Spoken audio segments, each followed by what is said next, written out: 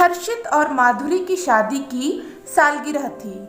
शाम हो चुकी थी, लेकिन दोनों एक दूसरे से नाराज थे। सुबह किसी बात पर उनकी बहस हुई और उसका गुस्सा अभी तक बरकरार था। दोनों की शादी को 5 साल हो गए थे। इन 5 सालों में प्यार की जगह शिकायतों ने ले ली थी। हालांकि मन ही मन दोनों चाहते थे कि उनका रिश्ता पहले की तरह हो जाए और पहले के जैसे ही वे दोनों एक दूसरे के साथ प्यार से रहें। लेकिन लाख कोशिशों के बाद भी उनके रिश्ते में कोई सुधार न हुआ और दूरियां दिन ब दिन बढ़ती ही जा रही थीं।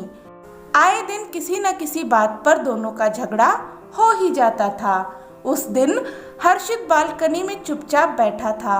माधुरी उसके पास आई और एक डायरी देते हुए बोली, इन रोज रोज के झगड़ों से मैं तंग आ चुकी हूँ। मैं चाहती हूँ कि हमारा रिश्ता पहले की तरह हो जाए। जरूर हम दोनों में कुछ न कुछ कमियां हैं जिससे कि हमारे बीच दूरियां बढ़ती जा रही हैं। इसलिए मैं आपको यह डायरी दे रही हूँ।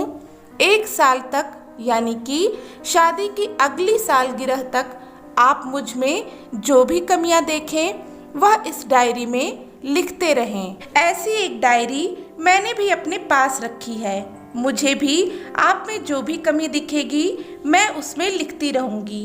1 साल बाद शादी की अगली सालगिरह पर हम दोनों एक दूसरे की डायरी पढ़ेंगे और जो भी कमियां हमें मिलेंगी उस पर हम चर्चा करेंगे। हर्षित इस बात के लिए तैयार हो गया।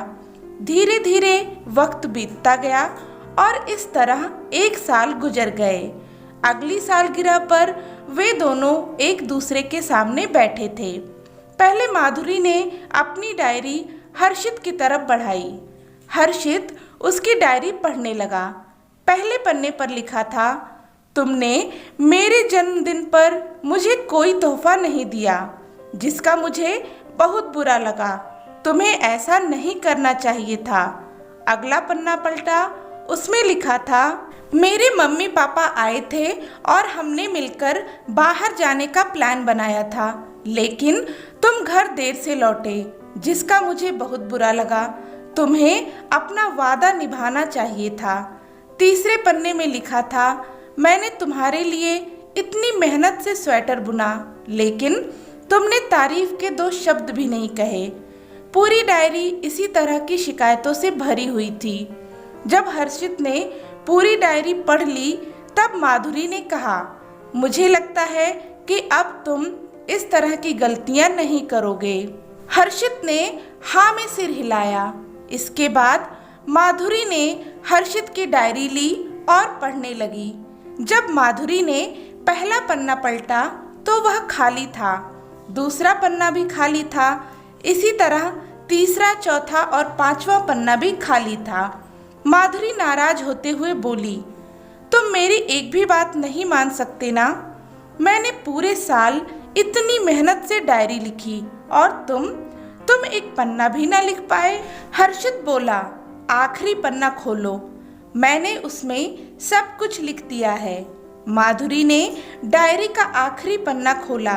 उसमें लिखा था, मैं चाहे तुमसे जितनी बहस करूं, चाहे जितनी शिकायतें करूं, लेकिन सच तो यह है कि मेरा दिल हमेशा तुम्हारा आभारी रहेगा।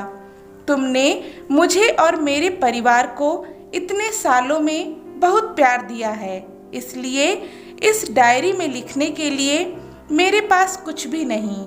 ऐसा नहीं है कि तुम में कोई कमी नहीं है, लेकिन तुम्हारे प्यार और समर्पण के आगे वह कमियां बौनी हैं। मेरे अंदर हजारों कमियां हैं, उसके बावजूद भी तुम हर कदम मेरी परछाई बनकर मेरे साथ रहती हो। भला अपनी परछाई की भी कोई कमी निकालता है? तुम जो भी हो, जैसी भी हो, मैं तुमसे बहुत प्यार करता हूँ और इसी तरीके से लड़ते झगड़ते और प्यार करते तुम्हारे साथ अपनी पूरी जिंदगी गुजारना चाहता हूँ। उम्मीद है कि तुम मुझे और मेरे परिवार को यूं ही प्यार करती रहोगी। डायरी पढ़कर माधुरी की आंखों में आंसू आ गए। उसने अपनी डायरी हर्षित के हाथ से छीन ली और फौरन उसे जला दी। डायरी के साथ साथ उसने वह सारी शिकायतें भी जला दी जो इतने सालों से उसके मन में दबी हुई थीं। उन दोनों ने मिलकर फैसला किया कि वे जैसे भी हैं, अच्छाइयों के साथ, बुराइयों के साथ और प्यार के साथ एक दूसरे को स्वीकार करेंगे। तो दोस्तों, पति पत्नी के रिश्ते में एक दूसरे के लिए प्यार, सम्मान, विश्वास, एक दूसरे को समझना, एक दूसरे की अच्छाइयों और बुराइयों को स्वीकार करना बहुत ही ज़रूरी होता है। ऐसी कोई भी बात नहीं है जिसका समाधान ना निकाला जा सके। तो यह कहानी आपको कैसी लगी?